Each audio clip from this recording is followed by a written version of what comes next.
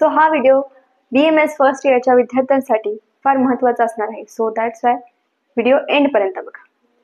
तर विद्यार्थी मित्रांनो, आपल्याला आता BMS युनिव्हर्सिटीची एक्झाम द्यायची आणि त्याच्यामधला सर्वात आपल्याला महत्त्वाचा विषय आहे म्हणजे तो क्रियाशरीर, बरोबर. सो क्रियाशरीरमध्ये खूप जास्त श्लोक आहेत. तुम्ही सर्वांनी पाठ केले असतील, धातू असेल, दोष असतील.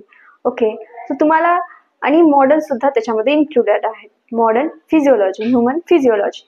सो दॅट्स वाय हा एक इम्पॉर्टंट विषय आहे, कारण याच्यामध्ये फेल होण्याचे चान्सेस सुद्धा जास्त असतात. लाईक रचना शरीर हा सुद्धा एक हार्ड विषय आपण म्हणू शकतो.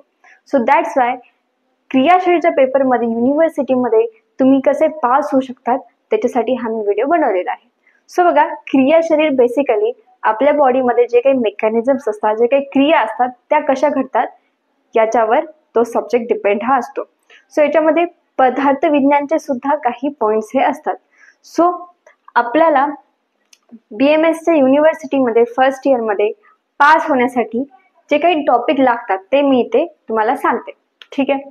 सो बघा, आता क्रियाशरीर या सब्जेक्टचे जर तुम्ही आता ओल्ड बॅच असतात तर तुमचा सर्व सिलेबस झाला असेल कम्प्लीट. जर न्यू बॅच असेल तर तुमचा फर्स्ट इयर मधला फर्स्ट टर्म पर्यंत ऑलमोस्ट झालेला असेल. सो दोघांसाठी हा व्हिडिओ इम्पॉर्टंट आहे, ठीक आहे. सो बघा, आता क्रियाशरीरमध्ये क्रियाशरीरमध्ये क्वेश्चन आन्सर हे डिपेंड करतं, ओके, त्या याच्यावर एक्झामिनरवर की तो कसा क्वेश्चन टाकतो. आता आमच्या वेळेस जेव्हा मी फर्स्ट इयरमध्ये युनिव्हर्सिटी दिली तेव्हाचे जे क्रियाशरीरचे जे क्वेश्चन होते तर ते थोडेसे डिफरंट होते ॲज कम्पेअर टू प्रिव्हियस इयरमध्ये. कारण ते ज्या सिलेबसमध्ये ज्या टॉपिकला कमी वेटेज आहे सो त्याला सुद्धा त्याच्यामध्ये दिलं होतं. ओके, जे मोस्ट लाईकली टू म्हणजे जे येऊ शकतात टॉपिक्स, ओके, जे कॉमन टॉपिक्स आहेत त्याच्यावर जास्त क्वेश्चन नव्हते. जे रेअर टॉपिक्स आहे, जे छोटे टॉपिक्स आहेत त्याच्यावर सुद्धा क्वेश्चन हे आलेले होते. सो सेकंड पेपर जो होता क्रियाशरीरचा तो थोडासा आम्हाला हार्ड गेला होता, ठीक आहे. सो दॅट्स वाय बघा, इथे आपल्याला दोन पार्ट आहेत, आयुर्वेद आणि मॉडर्न, आणि क्रियाशरीरचे दोन पेपर हे असणार आहेत. किती? दोन पेपर, ओके, 100 मार्क्सचे. सो 20 मार्क्सचे MCQ आणि 80 मार्क्सचे तुम्हाला तिथे रिटर्न मध्ये क्वेश्चन हे आन्सर करायचे, ठीक आहे. सो मेन पासिंगसाठी आपल्याला 20 मार्क्स जे MCQचे आहे ते आपल्या जवळ असणं महत्त्वाचं आहे. आपल्याला MCQ साठी पूर्ण क्रियाशरीर हे रीड करावे लागेल, ओके. आणि त्याच्यासाठी तुम्हाला जर तुम्ही शॉर्ट नोट्स बनवले असतील, ठीक आहे, क्रियाशरीरचे, सो ते तुम्हाला फायदेशीर पडणार आहेत MCQ साठी. कारण क्रियाशरीरचे MCQ इतके ट्रिकी नसतात पण ते आपल्याला येऊ शकतात. कारण आमचा जास्त अभ्यास क्रियाशरीरचा झालेला होता आणि नोट्स सुद्धा माझे हे सर्वे होते अवेलेबल. सो पेपरच्या एक दिवस आधी, फर्स्ट पेपर असेल किंवा सेकंड पेपर, माझे जे नोट्स आहेत ते मी सर्वे एका दिवसामध्ये ॲटलिस्ट 3 वेळेस तरी माझं रिव्हिजन हे होत होतं माझ्या नोट्समुळे, ठीक आहे. सो त्याच्यामुळेच मला जे MCQ आहे त्याच्यामध्ये चांगले मार्क्स आहेत, ठीक आहे. सो MCQ मुळे आपण पास होऊ शकतो क्रियाशरीरमध्ये. पण आता राहिलं थेरीचं. सो आता थेरी आपल्याला 80 मार्काची आहे म्हणजे रिटर्न क्वेश्चन. सो त्याच्यामध्ये आयुर्वेद आणि मॉडर्न. सो आयुर्वेदाचे महत्त्वाचे टॉपिक्स ते कोणते असणार आहे तर बघा, ते असणार आहे पहिले त्रिदोष. त्रिदोष सर्वांना माहिती, वात पित्त कफ. सो याचं काय असणार आहे, त्याचं जो फॉर्मॅट आहे, तुम्ही जर माझे लेक्चर बघितले असतील, ओके, वात दोष असेल, पित्त दोष असेल, मी तुम्हाला बरोबर पेपर पॅटर्नच्या हिशोबाने तो जो पॉइंट आहे, तो जो टॉपिक आहे तो शिकवलेला आहे, ओके. म्हणजे पेपरमध्ये आपण तसंच लिहिणार, पहिले निरुक्ती, मग त्याचे परिभाषा, पर्याय, ओके, देन त्याचे टाइप्स जे काही असेल, क्षय आणि वृद्धी. सो त्याच्यानुसारच मी तुम्हाला ते शिकवलेलं आहे. तुम्ही जाऊन बघू शकता, माझ्या प्लेलिस्टमध्ये आहे, ओके. सो बघा, आता आयुर्वेदामध्ये आपल्याला त्रिदोष आहे. सो त्रिदोषाचं तुम्हाला येणार LQ येईल, ओके, एक LQ येईल, किंवा तुम्हाला SQ येऊ शकतो की वृद्धिक्षय सांगत वातदोषाचा, ओके. नाहीतर मग वातदोषाचे टाइप्स लिहा. मग आता त्याच्यासाठी तुम्हाला श्लोक पाठ असणं हे गरजेचं आहे. ॲटलिस्ट तुम्हाला त्याच्यातले थोडेफार तरी श्लोक हे आले पाहिजे, ओके. आता वात प्रकृतीचा श्लोक आहे, ओके. सो ते सुद्धा येऊ शकतं, वात प्रकृती एक्सप्लेन करा. सो त्याचा जो श्लोक आहे तो खूप मोठा आहे, ओके, 10 लाईन्सचा असेल. सो तो सुद्धा तुम्हाला पाठ करणं आवश्यक आहे. सो तुम्ही जर असं केलं, जर अर्धा जरी तो श्लोक केला तरी सफिशियंट आहे. ठीक आहे, तर 3 दोष झाले, 3 दोष हे करायचे आहे. ओके, आणि इझी आहे. तुम्ही माझे नोट्स जर बघितले असतील तर ते इझी आहे लर्न करायला, लक्षात ठेवायला सुद्धा. ठीक आहे, नंतर धातू, आपले जे 7 धातू आहे ते नीट करायचे आहे. आता मागच्या वेळेस काय झालं होतं, LAQ ला आला होता शुक्र धातू स्त्रोतस, लिहा LAQ ला क्वेश्चन. तर स्त्रोतस हा छोटासा टॉपिक आहे बरोबर, पण आता त्याचे शुक्र धातू आणि त्याचे सुद्धा मूलस्थान लिहायचे आहे आपल्याला, मूलस्थान एक्सप्लेन करायचं. सो त्याच्यामध्ये तुम्ही किती एक्सटेंड करणार, जास्तीत जास्त तुम्ही एक्सटेंड नाही करू शकत. सो बेसिकली मी काय केलं, मला जेवढी थेरी येत होते तेवढी लिहिली मी, आणि त्याच्यामध्ये मी डायग्राम सुद्धा इन्क्लूड केला. सो क्रियाशरीरमध्ये सुद्धा तुम्हाला डायग्राम्स ह्या काढायच्या आहेत, कारण डायग्राम्सला ऍटलिस्ट तुम्हाला 1 तरी मार्क हा मिळेल आणि त्याच्यानुसार आपण पास देखील होऊ शकतो. सो डायग्राम तुम्हाला पाठ करून द्यायचे आहे क्रियाशरीरमध्ये सुद्धा. ठीक आहे, देन नंतर सर्व धातू याच्यामध्ये इम्पॉर्टंट आहे, कोणताच धातू हा लेस इम्पॉर्टंट नाहीये. ओके, देन नंतर ओज, ओज झाला असेल तुमचं शिकवणं, नाही झाला असेल तर तो येणारच आहे पुढे लेक्चर्स मध्ये. ओके, सो ओज सुद्धा इम्पॉर्टंट आहे, LAQ ला येऊ शकतो किंवा SCQ ला देखील येऊ शकतो. ठीक आहे, देन नंतर षटक्रियाकाल, हा सुद्धा एक इम्पॉर्टंट टॉपिक आहे.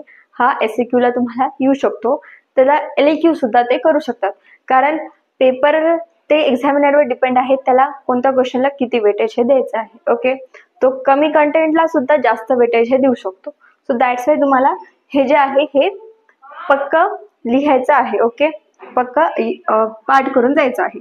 त्यानंतर प्रकृती, प्रकृती तुम्हाला माहित असेल, जात्यादी प्रकृती आहे, देह प्रकृती आहे, मानस प्रकृती आहे. सो तिन्ही सुद्धा करायचे आहे, तुम्हाला येऊ शकतात. ओके, त्याच्यात काहीही शंका नाहीये. त्यानंतर उपधातू आपले आहेत त्वचा, आर्तव, स्तन्य. ठीक आहे, सो हे सुद्धा करायचे आहे, SCQ साठी हे इम्पॉर्टंट आहेत. ओके, याचे सुद्धा लेक्चर्स पुढे येतील. ठीक आहे, सो त्याचे सुद्धा मी फॉर्मॅट याच्यानुसार पेपरनुसार तुम्हाला हे देऊन टाकेल. आणि जे माझे नोट्स आहे ना, तर ते इझिली रिकॉल करण्यासाठी फार खूप छान आहेत. म्हणजे पेपरच्या आधी जर तुम्ही ते नोट्स वाचले तर तुम्हाला 100% तिथे लिहिता येणार आहे, विसरणार नाही तुम्ही काही त्याच्यामध्ये. सो त्याच्यामुळेच मी पास झाले आहे, तसं आपण म्हणू शकतो माझ्या नोट्समुळे. ठीक आहे, त्यानंतर आहे आपण स्त्रोतस. सो स्त्रोतस हा सुद्धा एक चॅप्टर महत्वाचा आहे. सो हा SAQ ला येऊ शकतो. ठीक आहे, आणि जसं मी म्हटलं की शुक्र हा स्त्रोतसचे मूळ स्थान आले होते LAQ ला. सो दॅट्स वाय प्रत्येक रसधातूचे आपल्याला प्रत्येक धातूचे स्त्रोतस आपल्याला लर्न करून जायचे आहे. ओके, त्यानंतर आहार, आता आहारमध्ये आपल्याला आहाराचे टाइप्स येऊ शकतात. परत अष्टो आहार विधी विशेष आयतने विचारू शकतात. ठीक आहे, देन अजून आपल्याला याच्यामध्ये 2-3 जे टॉपिक आहे, सब टॉपिक्स, ते आपल्याला विचारू शकतात. ओके, सो ते करायचे आहे, SCQ साठी इम्पॉर्टंट आहे, आणि आहारचे वर्गीकरण ते LAQ साठी इम्पॉर्टंट आहे. ठीक आहे, हे झालं. आता याच्यामध्ये कसं आहे, तर आयुर्वेदामध्ये आता हे आपल्याला कंटेंट, पण आता जे श्लोक इम्पॉर्टंट आहे. सो हे जितके सुद्धा टॉपिक्स आहे तर यांचे श्लोक हे इम्पॉर्टंट आहे. ऍटलिस्ट तुम्हाला 2 तरी श्लोक याच्या प्रत्येक टॉपिकचे हे लक्षात पाहिजे. ऍटलिस्ट 2 पासिंग साठी सफिशियंट आहे. 2 या प्रत्येक टॉपिकचे श्लोक तुम्हाला पाठ पाहिजे. ठीक आहे, नंतर मॉडर्न मध्ये, आता मॉडर्न मध्ये काय, तर सर्व फिजिओलॉजी आहे. Okay, so physiology of respiration. ठीक आहे, त्याच्यामध्ये ट्रान्सपोर्टेशन असेल ऑफ गॅसेस असेल, एक्सचेंज ऑफ गॅसेस असेल. ओके, सो हे आपल्याला आलं पाहिजे, त्याची फिजिओलॉजी इझी आहे, रेस्पिरेशन. ओके, नंतर GI ट्रॅक्टचं तिथे असेल, तिथलच्या ज्या मुवमेंट असेल, पेरिस्टाल्सिस असेल, किंवा अजून त्याच्यामध्ये विटॅमिन्स आहे. ओके, इन्क्लूड त्याच्यामध्ये फॅट्स आहे, त्याचे सुद्धा SQ येऊ शकतो आपल्याला. आणि नंतर कार्डिओव्हास्क्युलर सिस्टीम हे सुद्धा येऊ शकते, कार्डियक सायकल येऊ शकते. ठीक आहे, सो हे सुद्धा आपल्याला SCQ LAQ याच्या हिशोबाने आपल्याला करायचं आहे. आता असं सुद्धा येऊ शकतो की एक्सप्लेन कार्डियक सायकल. ओके, त्याच्यामध्ये तुम्हाला काय करायचंय, मॉडर्न कोणताही क्वेश्चन जर मॉडर्नचा आला तर त्याच्या आधी तुम्हाला त्याचा आयुर्वेदिक मध्ये इंट्रोडक्शन हे लिहायचं आहे. सपोज एक्सप्लेन कार्डिओव्हास्क्युलर सिस्टीम, सो त्याच्या आधी तुम्हाला काय लिहायचंय, हृदय, आयुर्वेदामध्ये हृदय लिहायचं आहे. त्याचा जर उत्पत्तीचा श्लोक असेल तो लिहायचा, ठीक आहे. त्यानंतर त्याच्यात कोणते दोष आहे ते लिहायचे, ठीक आहे. त्याच्यामध्ये कोणते धातू आहे ते लिहायचे, कोणत्या स्रोतसचं मूलस्थान आहे ते लिहायचं. एवढं 3-4 लाईन्स इंट्रोडक्शन करायचं आणि बस. देन नंतर तुमचं मॉडेल स्टार्ट करायचं. ओके. तिथे मॉडर्न क्वेश्चन मध्ये आयुर्वेदिक थोडासा पार्ट हा लिहायचा आहे, इंट्रो करायचा आहे. ओके, लक्षात ठेवा, ठीक आहे. देन नंतर इंडोक्राईन सिस्टीम आहे ती येऊ शकते, ठीक आहे. देन नंतर नर्वस सिस्टीम आहे. आता आम्हाला क्वेश्चन आला होता CNS, explain central nervous system types. Okay, so त्याचे टाइप्स, ठीक आहे, ते लिहिले होते आणि तो SAQ आला होता. सो दॅट्स वाय तो इझी होता. आणि अजून एक क्वेश्चन आला होता की जी सेल मेम्ब्रेन आहे, ओके, ती एक्सप्लेन करा.